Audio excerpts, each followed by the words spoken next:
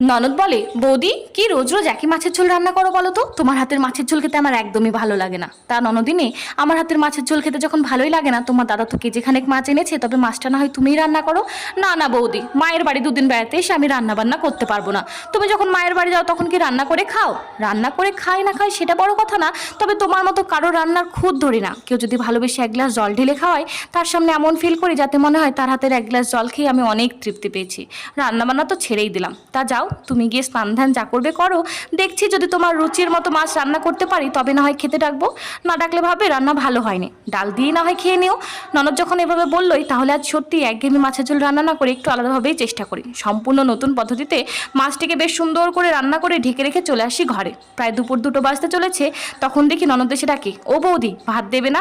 না গো, মাছের ঝোলটা আজ এত বাজে রান্না হয়েছে যে বাড়ির সবাই দুবেলার মাছ একবারেই খেয়ে নিয়েছে, তোমার জন্য এক পিসও বাদ রাখেনি।